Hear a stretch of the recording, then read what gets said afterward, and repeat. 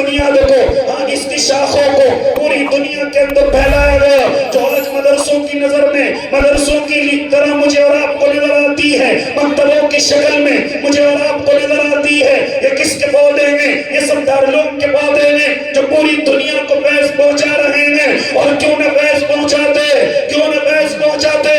جب مانا شیخ الہند رحمت اللہ علیہ مالٹا کی جیل سے نکل کر کے آئے تھے تو انہوں نے اپنی قوم کو مخاطب کر کے کہا تھا، اے میری قوم، اس امت کی بربادی کی دو وجہ ہیں، اگر وہ دو وجہ ختم ہو جائیں تو یہ امت پھر دوبارہ عزت پا جائے، یہ امت پھر دوبارہ بلندیوں کی طرف آ جائے۔ لوگ متوجہ ہو گئے کہ کون کون سی دو وجوہات ہیں، تو حضرت نے فرمایا تھا ایک وجہ تو یہ ہے کہ امت مسلمہ آپس میں نا اتفاقی کرتی ہے۔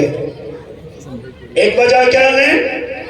امت مسلمہ آپس میں نا اتفاقی رکھتی ہے، ایک دوسرے کو کافر کہتے ہیں، ایک دوسرے کو جہنمی کہتے ہیں، ایک دوسرے سے بات کرنا پسند نہیں کرتے، ایک دوسرے کی شکلوں کو دیکھنا پسند نہیں کرتے، اتنی آپس میں نفرتیں ہو چکی ہیں، یہاں تک کہ اتحاد کا شیرازہ بکھر چکا ہے، اتحاد بکھر چکا ہے، اور جب تک اس امت میں اتحاد پیدا نہیں ہوگا تب تک یہ امت کامیابی کی طرف نہیں جا سکتی۔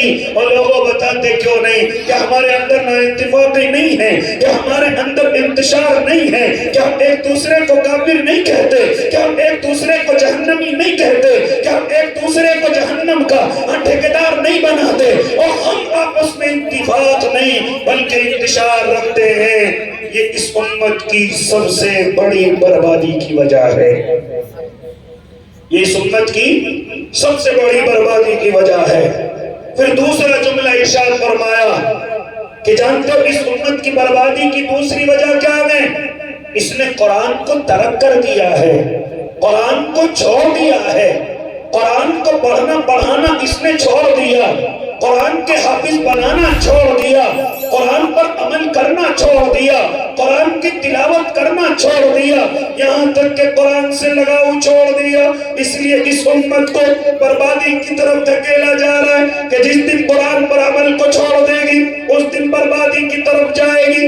آج امت نے قرآن کو چھوڑ دیا، قرآن کو ترک کر دیا، فرماتے تھے کہ اب میری جتنی عمر رہ گئی اب میں آپس میں اتحاد کی باتیں کروں گا، انتشار کی باتیں نہیں۔ فرماتے تھے کہ قرآن کے لیے مدارس اسلامیہ قائم کیے جائیں گے، فرماتے تھے کہ گلیوں گلیوں میں مکتب قائم کیے جائیں گے تاکہ ہمارے معصوم بچے اللہ کے قرآن کے پڑھنے والے ہو جائیں۔ یہ مدرسہ اسی کی کڑی ہے، یہ مکتب اسی کی کڑی ہے۔ لہذا او اللہ کے نیک بندو، تو میرے اللہ نے اس مشن کو قبول فرمایا کہ اللہ کے نبی کا لایا ہوا دین ہر گھر تک پہنچے۔ اس کے لیے اللہ نے بڑے بڑے علماء کو جہاں قبول فرمایا ان میں سے مولانا قاسم نانوتوی کو دارالعلوم کی بنیاد رکھنے کے لیے قبول فرمایا۔ آج اس کا فیض پوری دنیا کے اندر پہنچ رہا ہے۔ کیا مقصد ہے؟ صرف مقصد یہ ہے کہ اللہ کے نبی کا مشن ہر گھر تک پہنچ جائے، اللہ کے نبی کا دین ہر گھر تک پہنچ جائے۔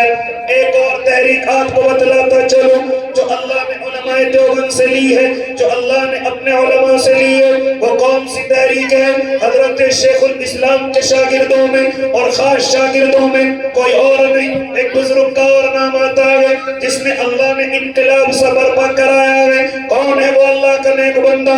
میں اور آپ ان کو حضرت مولانا الیاس رحمت اللہ علیہ کے نام سے جانتے ہیں۔ کون ہے مولانا الیاس رحمت اللہ علیہ؟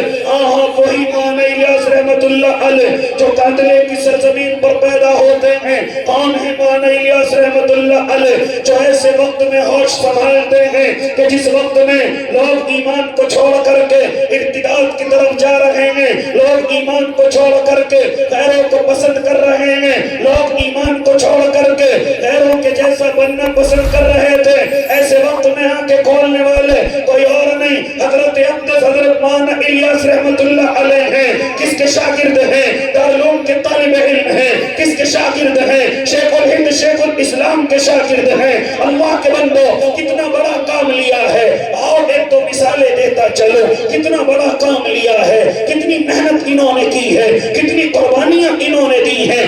آؤ تمہیں بدلاتا چلو، وہی مولانا الیاس جو کاندلے کی زمین کو چھوڑ کر دلی کی سرزمین زمین پر نظام الدین کی ایک چھوٹی سی مسجد میں یہ اللہ کے نیک بندے پہنچتے ہیں، ذرا سی مسجد ہے، دیکھتے ہیں کہ کچھ مزدور ہیں جو میوات کے آئے ہوئے ہیں اور آ کر کے دہلی میں مزدوری کرتے ہیں۔ میں نے سنا کہ مسلمان ہیں، میں نے سنا کہ ان کے باپ دادا ایمان والے ہیں، لیکن مولانا فرماتے ہیں جب میں ان کے قریب پہنچا تو ان کے نام بھی مسلمانوں کے نہ تھے، جب میں ان کے قریب پہنچا ان کو کلمے کا معلوم نہ تھا، ان کو اللہ کا معلوم نہ تھا، ان کو اپنے نبی کا معلوم نہ تھا، لہذا میری آنکھوں سے آنسو آ گئے۔ میں نے ان مزدوروں سے کہا اور مزدوروں تم مزدوری چھوڑو، چلو الیاس کے ساتھ چلو۔ تمام کے تمام مزدور حضرت مولانا الیاس کے ساتھ چل پڑے۔ آپ ان کو اکٹھا کر کے مسجد سی چھوٹی سی مسجد کے اندر لے کر کے آئے اور ان سے کہا آج الیاس تمہیں مزدوری دے گا، ذرا اپنے ہاتھ منہ دھو لو، ذرا وضو کر لو اور ایسے کرنا جیسے میں کرتا ہوں۔ نماز پڑھوانی شروع کی، یہاں تک کہ کتاب کو لے کر کے بیٹھ گئے، تعلیم کرنی شروع کی۔ یہ میرے اللہ کو اتنا پسند آیا کہ جب شام ہو گئی وہ مزدور اپنے گھروں کو جانے لگے تو مولانا نے اپنی جیب سے ان کو نکال کر کے مزدوری دی ہے اور کہا ہے یہ آج تمہاری مزدوری ہے۔ وہ خوش ہوتے ہوئے اپنے گھروں کو پہنچے، لوگوں کو جا کر کے بتایا ارے آج تو بڑا اچھا مالک ملا تھا، آج تو بڑا اچھا مالک ملا ہے، اس نے ہم سے زیادہ مزدوری نہیں کرائی، اس نے ہم سے زیادہ محنت نہیں کرائی، بلکہ ہمارے ہاتھ منہوں کو دھویا اور ہم سے اٹھک بیٹھک لگوائی۔ ایسے مسلمان تھے کہ ان کو نماز کا معلوم نہیں تھا، وہ اس کو بھی بیٹھک بتا رہے تھے۔